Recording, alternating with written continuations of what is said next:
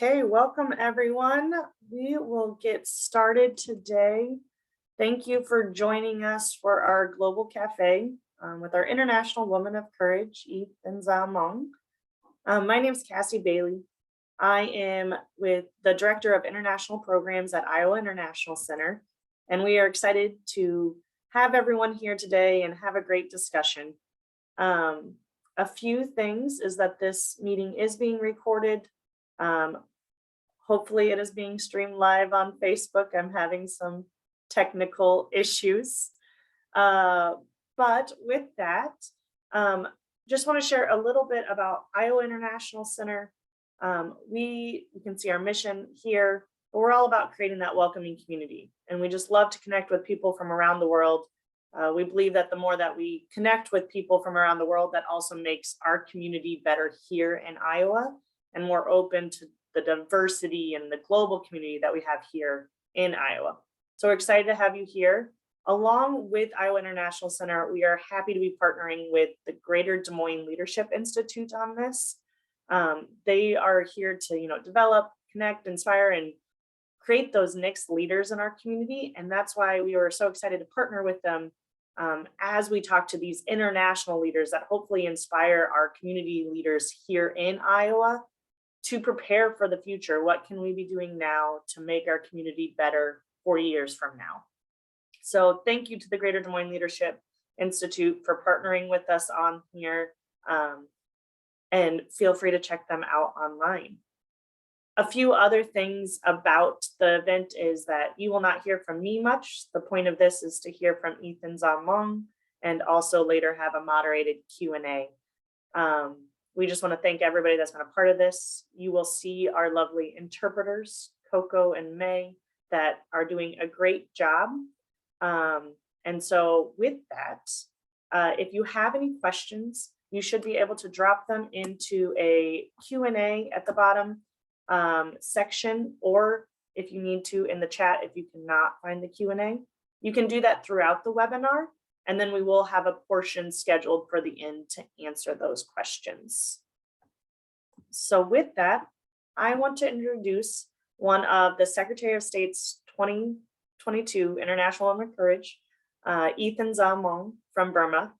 A little bit about the International Woman of Courage is that it is an award that recognizes women from around the globe for doing exceptional courage, strength, leadership, and they advocate for peace and justice and democracy, and really are all about that empowerment of women and celebrating diversity in their communities. And often it's at their own personal risk and sacrifice. So with that, Thinzar Maung has been a pleasure to meet with various Iowans throughout this past couple weeks. She is a voice for pro-democracy in Burma. She is also the Deputy Minister for Women, Youth, and Children Affairs in Burma. She has done a lot of work in the past to advocate for youth, minority rights, student rights, and she's just a pleasure to hear. So I'm very excited to hear from Thinzar Maung, and I will turn it over to you to share a little bit about yourself.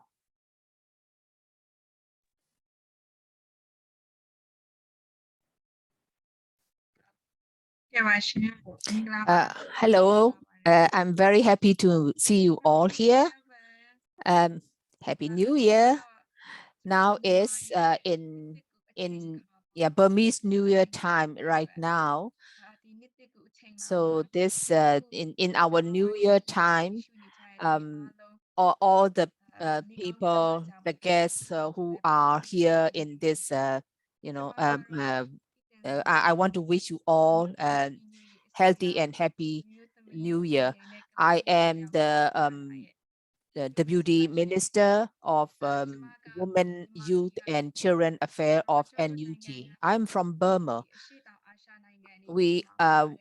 Burma is in Southeast Asia.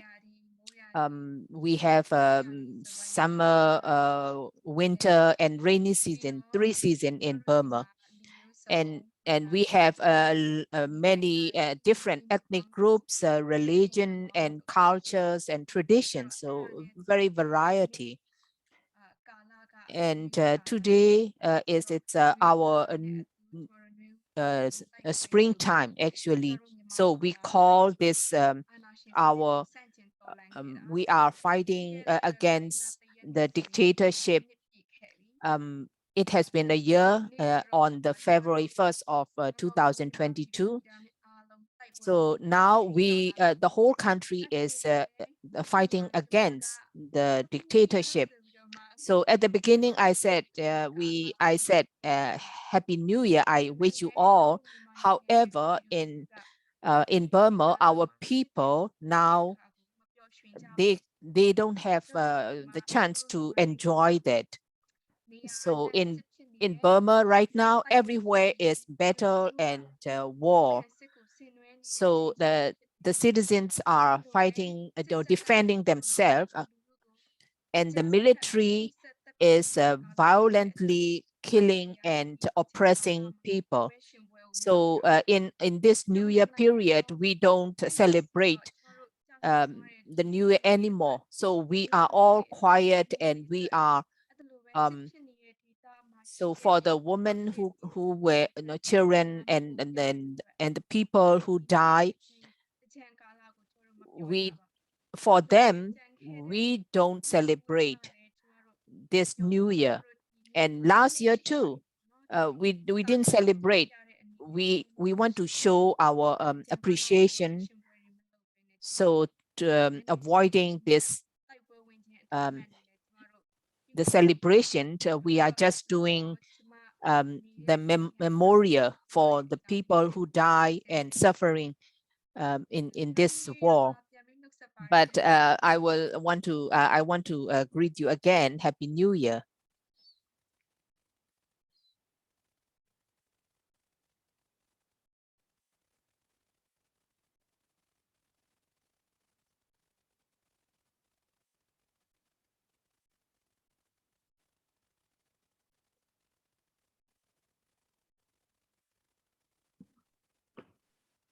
Thank you, Thinzar. Thank you too. Would you like to share anything more before we move it to the moderated Q&A about your history, what you hope to accomplish, anything else that you'd like to share about the work that you have been doing in Burma, and why you are so passionate about this cause?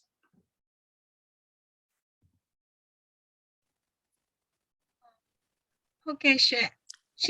Yes, as I said before, we have this February 1st, 2002. It has been 1 year of this military dictator coup. But the people in our country, we don't give up. We keep fighting. So at the same time, this is a defense and kind of revolution. So this time, we endure until now, because we want democracy. We want our country to build a federal union in our country, and we want to get rid of this dictatorship from our country. So that's why our people has been keep fighting. But so our people don't say, that they will give up or something like that. Our desire are still very, very strong. And today battle is, including me, all the women are participating in every level. We did and we are doing. I was active in the when I was 16 years old. I was into the political field since I was 16. And ever since, I want to become a woman politician, because in our history, in the political history, women participated, but women were not highlighted, and also they didn't have chance in the place where to get the decision making position. So I want to be a politician, a woman politician. That's what I want to become. So woman politician can do the same. That's what I want to show our people. So all the women in Burma, I want them to participate, actively, and in this historic movement. I want to show that what our women can do. So that's what at the time I was struggling. So there are a lot of challenges, of course. There are a lot of criticism. Today we are what we are asking. So not only democracy and federalism, but women's right and this gender discrimination. That's we want to get rid of these together with the dictatorship. So some people are saying we have to fight for democracy first. When we get democracy, you will get the rest. So women rights, do you need to talk about this? So what we are responding is we want democracy, and at the same time we have to have the other rights at the same time. Only then we will be successful. This is our current condition. So what I want to say is, in all the struggle in Burma, all women participate in every level. And right now, our Burmese people, revolve, and women are also taking arm together with the men. So we are never left behind. We have shown that we are always with every step of the revolution.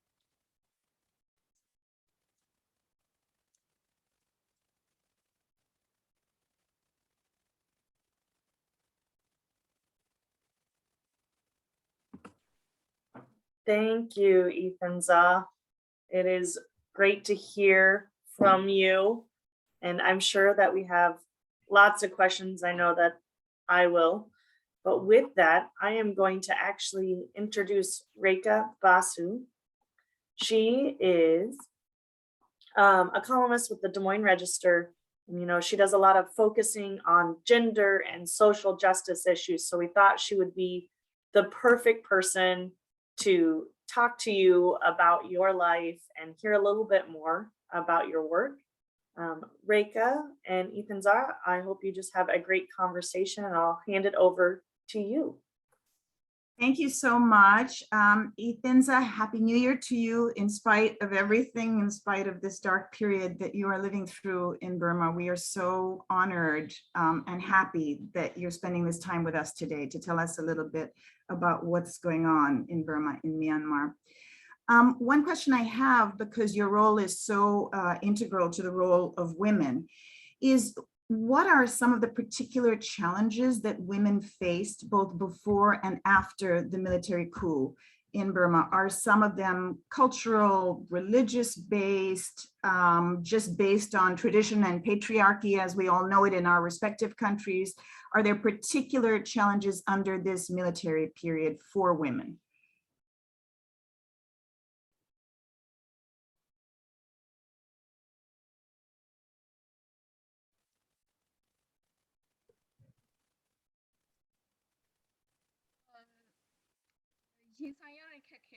The challenges are a lot.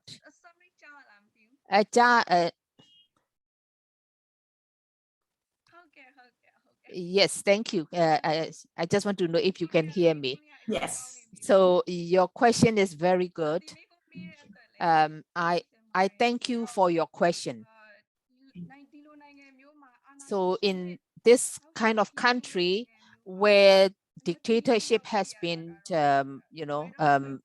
all decades, so it is not easy for us to be a woman. We have civil war. So we have civil war for so many years, ever since we got our independence. So the military, so what they are using is rape, and they rape, they kill, and they use as a weapon. So they use as a weapon against us. We have a lot of research license to rape, for example.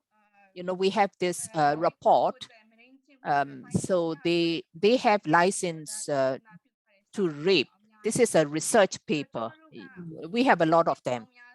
So for so many years, we have tried to get rid of this military dictatorship.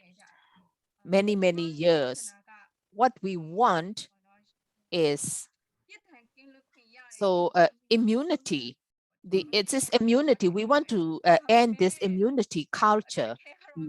But of course, a lot of a lot of challenges, as you know, because the war is also facing a lot of issues. We are not the only one. That's why it is hard for us. So our Burmese military is also famous for their act of genocide. So not very long ago, so Burma military, US announced that Burmese military commit genocide. So we are happily welcome this announcement. So today, the military kill or rape or burn the whole villages. So they have been doing this for so many years. So something that significant is that since Second World War, they learned from Japan, from this fascism. They learned they learned from there. And ever since, they never changed democracy or other system change in our country. So we have been facing for 70 years, with this military dictatorship. So in Burma, it is as a woman, and to try to get the democracy it's the hardest challenge. But we determine and we decide, we try all the time to get these. And this time, a lot of young women are facing the military this time. So this is the condition of Burmese women in Burma. Thank you for that answer. That's very helpful. My next question is, besides the military versus civilian conflict, how many other sides are there in Burma? Do you know what I mean? How many different political parties, how many different minority groups fighting for their own rights, whether religious-based or ethnically based? And is there more conflict even between the groups that want democracy? Can you talk a little bit about that?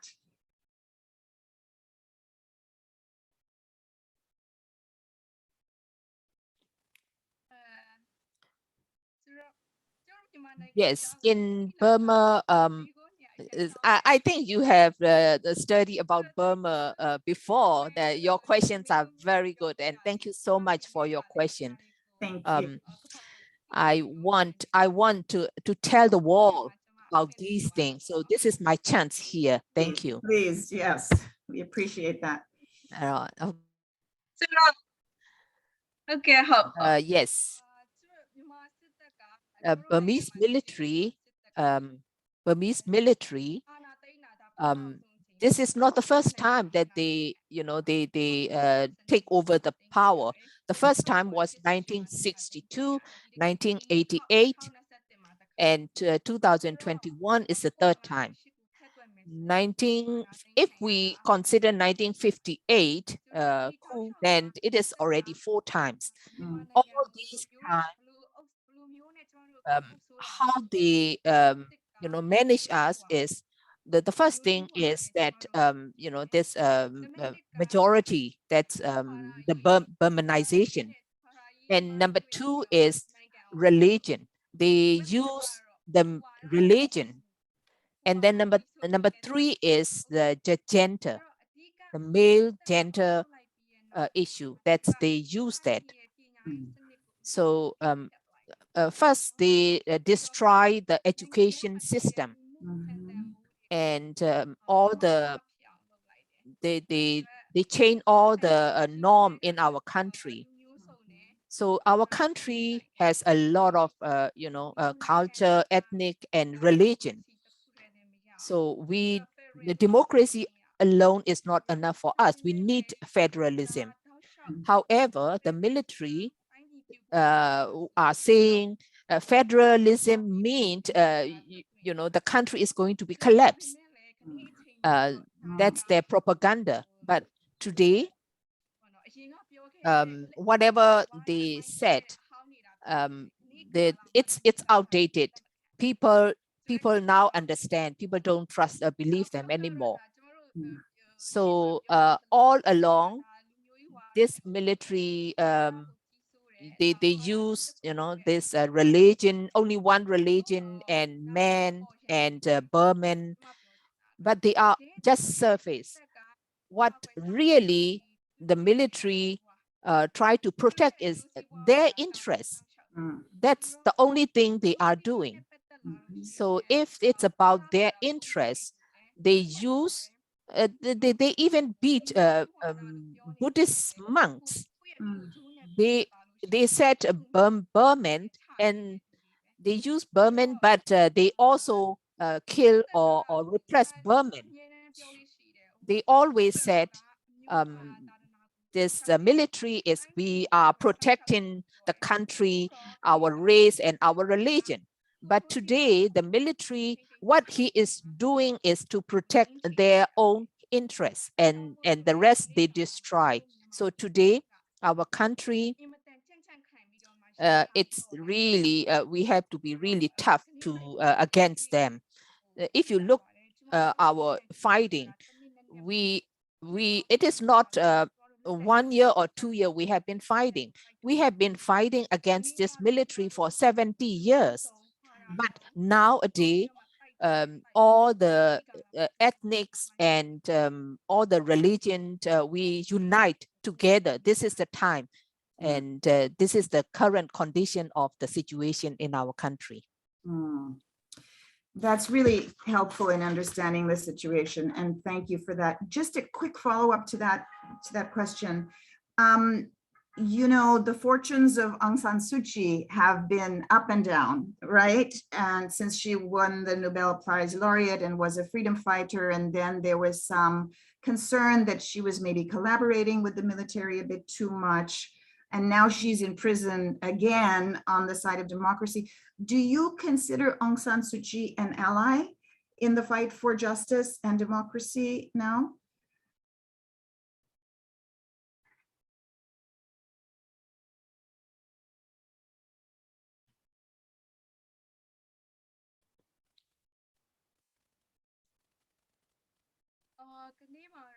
Today,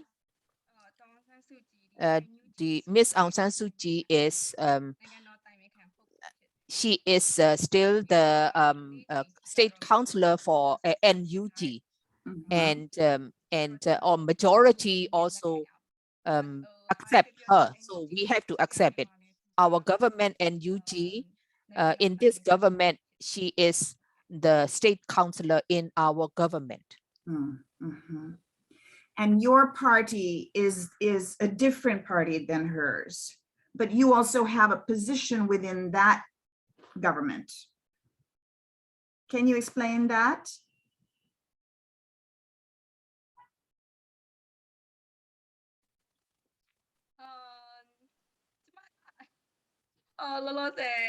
Right now, I'm not affiliated with any parties right now. Okay, got it. This question is more of a personal nature. You have seen so much strife, as so many of the people of Myanmar have seen and witnessed, and you personally have been threatened, I know, and it's not easy for you to move about freely, you know, your target. How do you cope with this emotionally and mentally? What do you do to protect yourself? How can you find the strength to keep going? Do you have particular role models or particular sources of inspiration and courage that you look to during these very difficult times?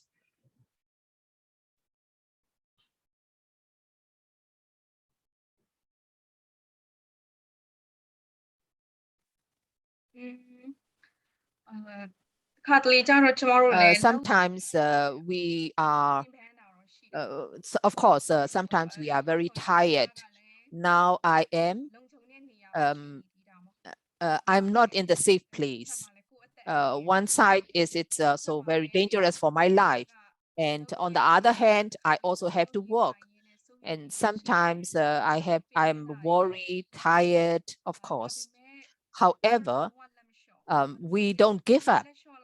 Absolutely not. If we give up, immediately we are going to lose everything.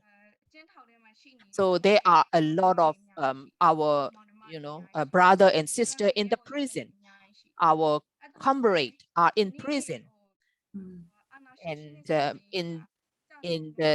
are a lot of our comrade friends give their life away. They pass away during this fighting. So only when we can root out this military dictatorship, then we can find the justice. If we give up right now, everything we are going to lose. So we are not going back. We will go forward. We will get democracy. So today, what we are struggling now is struggled by the people of Burma. So when we give up, as I said, we are going to lose everything. We are going to lose democracy, peace, and justice. Everything will be gone. So it is easy to say, so what happened? Without democracy, you can live. Of course, you can live, but it is not like a human. So we want to live as a human. So that's why we have to fight. We will never give up. We will never go back. That is very eloquently spoken. And our thoughts and wishes are with you and your struggle, of course, 100%. I see that there is a question from the audience. I'm going to ask you, with so many challenges facing you and the people you love, and particularly women and girls, what types of support are making change? I assume that means helping you and helping the struggle. What gives you hope? And maybe you addressed this a little bit in your last question, but then what areas deserve greater investment, maybe from the world community, maybe from the global community of women? What kind of support would be helpful from people out here in Iowa, even, who are in a position to help?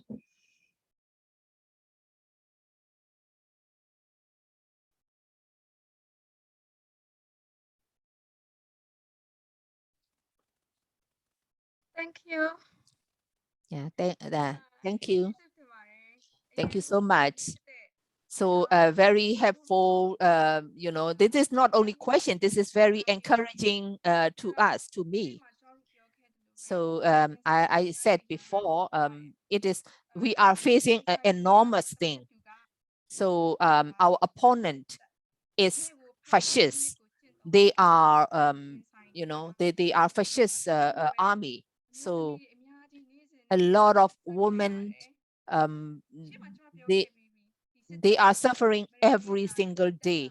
The rape, the killing, they use this as a weapon. So the top leaders, from the top leaders until the soldier from the bottom, they are happily commit these. It is not only that they are following the order, they are happily committing these atrocities. So we need security support. So we need protection and technology and machinery and humanitarian assistance. We need that. And now it's very soon will be a rainy season. May, June are rainy season in Burma. And in this, there are a lot of refugees and IDP. They are hiding in the jungle. So from the very top, north, south, east, west, wherever you go, there are people suffering all the time. So in the rainy season is very tough. How are they going to survive under this monsoon rain? So we need a lot of support, help. So we need any neighbor, any help is needed. So what you said is not the question for me. This is encouraging, encourage word for me.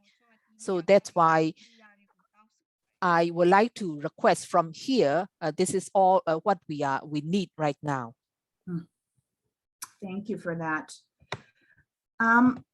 We have in Iowa a number of Burmese refugees who have come in the last decade, and recently also we are getting refugees from Afghanistan and from Ukraine who are leaving their countries because of political conflict and repression. And some of it is similar to what Burma is facing, and some of it is very different.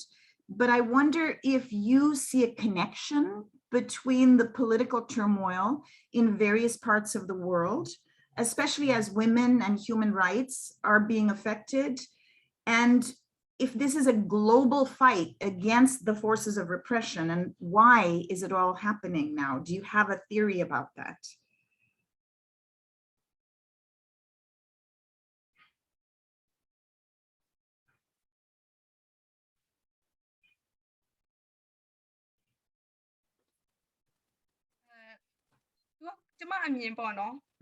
My view is women and politics, you can't separate them. They are the same. In our country, the population in Burma, the women are more.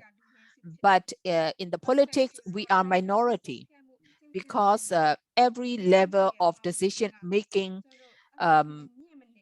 it is not, Burmese are not there. For example, the quota system, 30% of women participation is, this is what we are trying.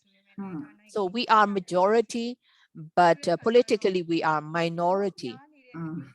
So there's so many, so how can this political system that doesn't cover this majority of women, how can you say this is a good politics? So this is a woman issue is a political issue, and political issue is woman issue. That's what I think. Very good point. Here is another question from the audience. In what ways are you able to use social media to promote your cause and to fight the disinformation that might be coming from the military?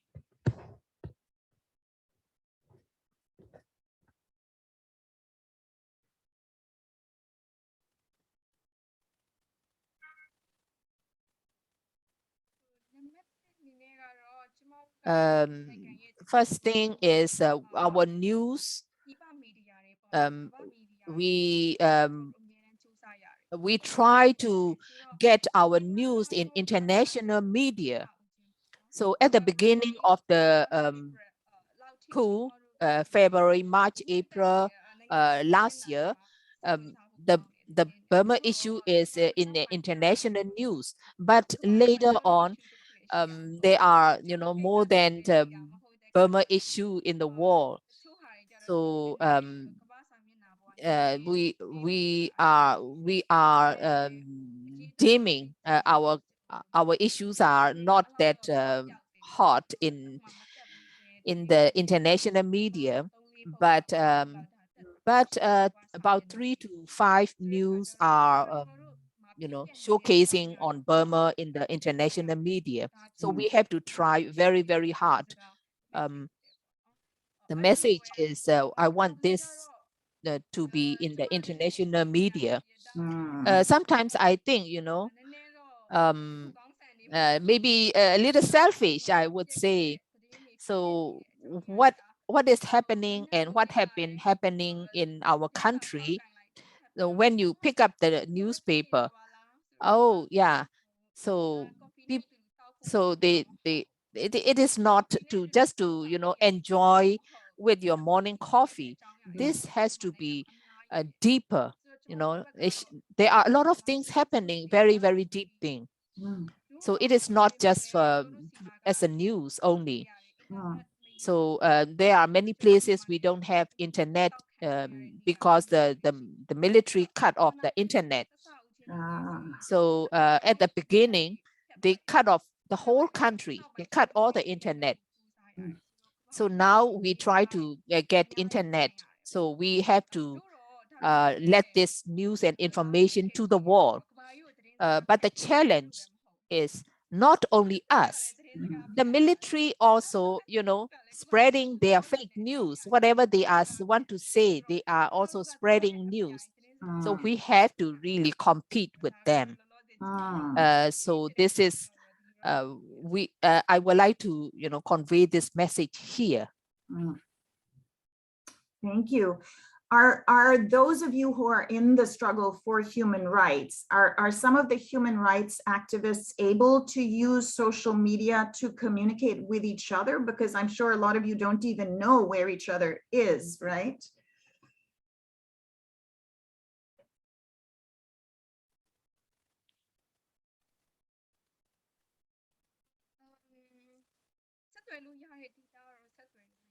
Yes, in some places we can communicate with each other, but some are in the area where they cannot use the social media.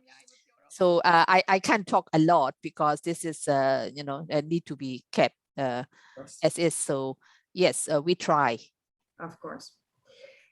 Are you able to see your family right now? And of course, I'm not asking where you are, but are you at some separation from your own peer, your own, safety group? Is that very difficult for you?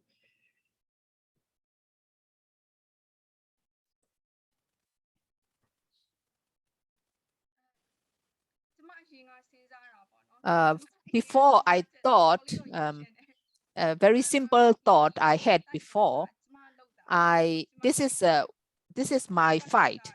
I tried. So whatever consequence it is on me. All the bad consequence is I will face. So that was what I thought before, but military doesn't think like that. So if they cannot find a mom, they will arrest the children. If they cannot catch the children, they will arrest the mom. So because of that, my family also had to run. So everything what my family owned are sealed and confiscated.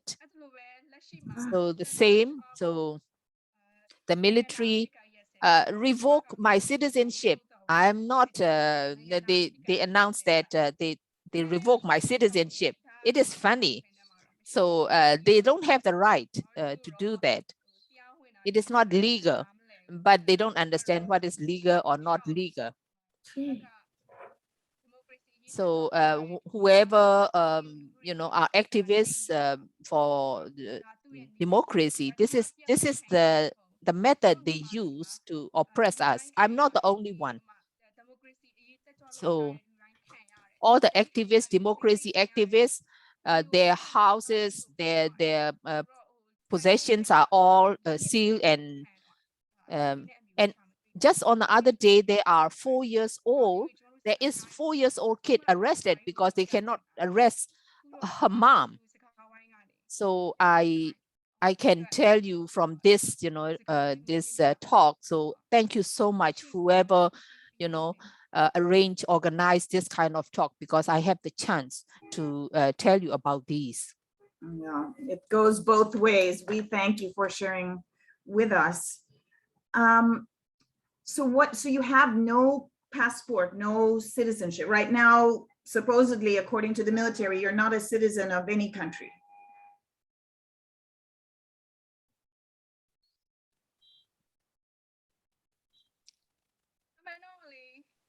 In fact, actually we are not isolated, you know. We are not the one who lost, but the military is the one who lost everything, because we have support by the people, and we are the government of the people. So we don't lose.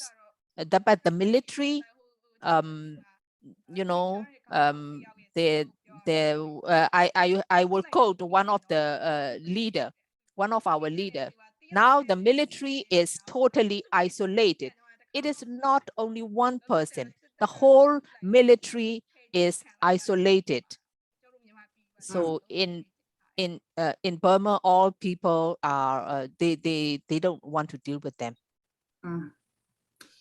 So you started your activism at the age of 16. A lot of 16-year-olds are worrying about other things at that age. How did you become so involved at such a young age? What were your main sources of inspiration?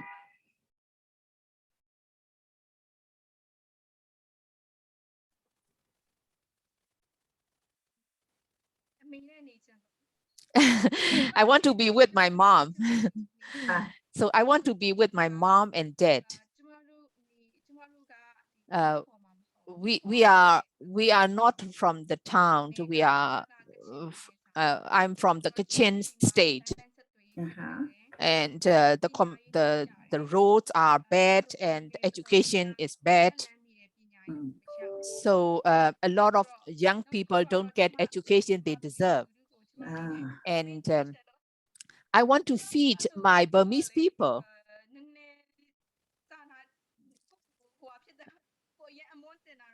So I don't praise myself, but I feel I have a lot of sympathy, and I want to feed them. How can I do that? I'm not rich. How can I feed them 10 days or 15 days? So for the interest of the people, we need a good political system. So the government needs to establish a good system. This is the force for me. So it's based on my experience in my childhood. I want a change. I want development in my country, and I want, you know, the people welfare. So that is, so to change the political system, I want to be in the place where I can, you know, I have the right to change it. But unluckily, I become a minister after the military coup. So I'm not sure it is if I'm lucky or unlucky. Well, the country is lucky that you are. How has the military interfered with the educational system? Are the history books being rewritten? Are girls allowed to go to school equally? How is the educational system faring since the takeover, since the coup?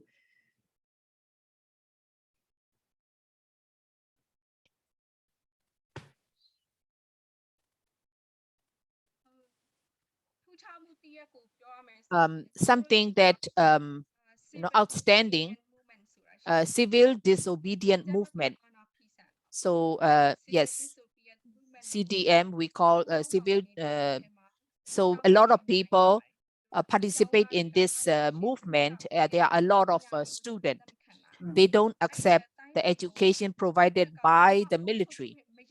So they decide that we don't let them govern us. So if they go back to school, so they have to. So if they participate that, the country will go back to the previous situation. So education, what they provide us, the norm, the standard are not good. There is no guarantee. So they are against the education provided by military and they boycott the school. So they don't go back to school. Yeah. So they cannot govern the country. So the students, yes, of course, they have a lot of challenges. They don't go to school. So they got arrested. They got tortured and imprisoned because of that. So a lot of students are, kicked out from the school. A lot of students. Oh, wow. So one thing that is very big thing is in COVID time, a lot of doctors, physicians participated in our movement. So they got arrested. So very valuable young people got arrested. And because they are against the system, they got killed. And right now, a lot of youth taking arm, fighting against in the jungle. So we are trying to keep, it is hard, but we won't go back. We won't give up. This is very hard. How has your country fared with COVID? How bad has it been there, or has it been under control? Has the military been taking strong measures to keep it in check, or no?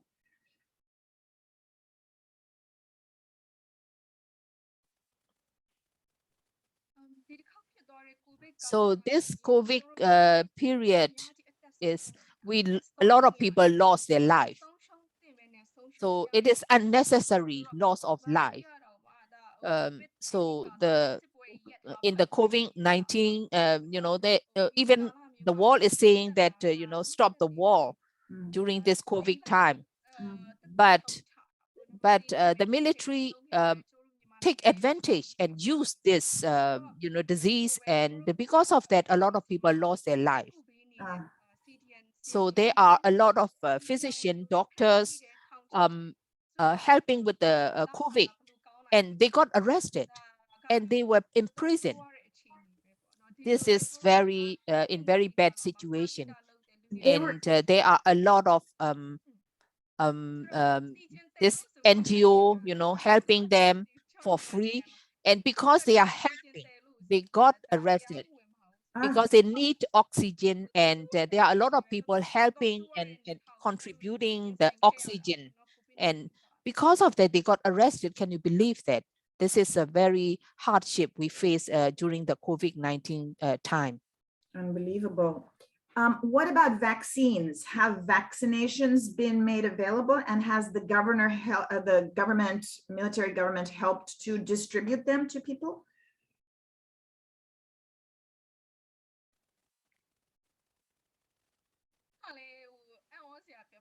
I will tell you something strange. In COVID-19 time, what we are asking is democracy. Only we will take vaccine only when we have democracy, a democratic government.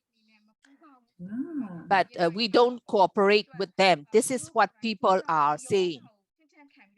So people are really facing this disease and everything, There are a lot of doctors helping this during the COVID time. Also in the movement, So they are very, I mean, they're not forgiving because of that, because this is against them. So is it because those people feel that it will make the government look bad if a lot of people die from COVID, and that's why they're not helping the government to, you know, be seen as legitimate?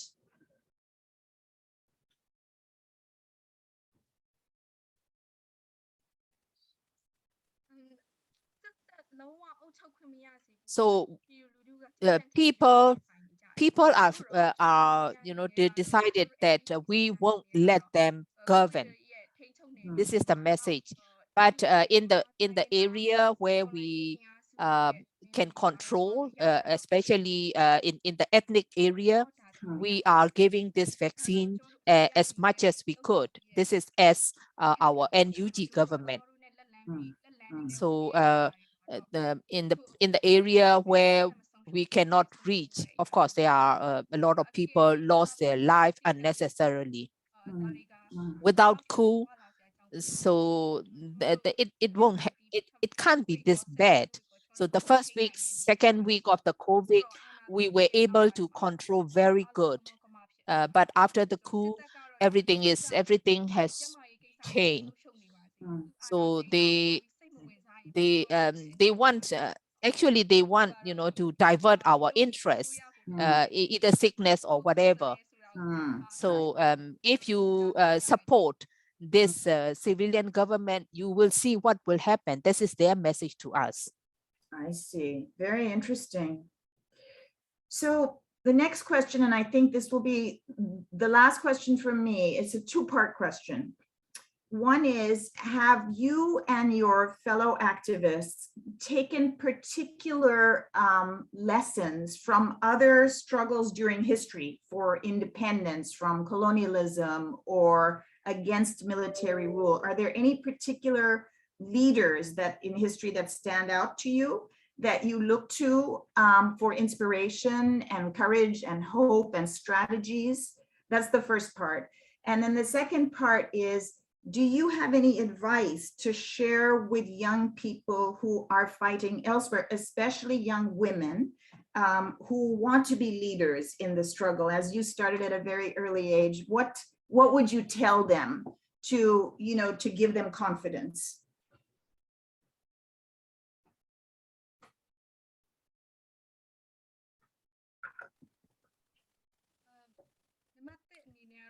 Number one is, I try to become Thinzar Maung. So I want. I couldn't hear. Can you hear me? Now I can, yeah. Okay. Yeah.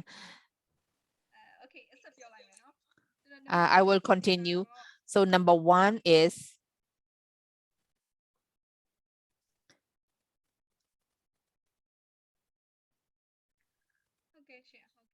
okay, I will continue. Number one is that I try to become myself, Thinzar Maung. My living, it is very important. So I try to be myself, and other people doesn't need to follow me, or, you know, so, but I try to do whatever I can. So that is one thing I did. More importantly is, sometimes one side of the wall is people are happy, and the other side of the wall, people are oppressed. So we are in the same wall. So oppression, you can't ignore the oppression. So this is what we have to speak out all the time. So whatever, for example, even if we cannot do it, you know, physically, we have to talk about this, that we don't like this, we are against this. So we have to speak out. So women, of course, we have a lot of challenges. You have to face a lot of struggle. I did. So I haven't started anything yet. The criticism is you know, I'm too young, I'm a girl, can she do it? She doesn't have experience. Do you think she can do it? Something like that. So disrespectful to me, that's a lot. But I don't get upset. I don't give up. If I give up, I will not become someone who I want to become. So I don't let criticism change my life. So I overcome that, and I build up myself, and I try to help other people to do their way. So I think this is a method to develop the wall. So you develop yourself and help other people to become one. Beautifully said. And then about the other leaders in history.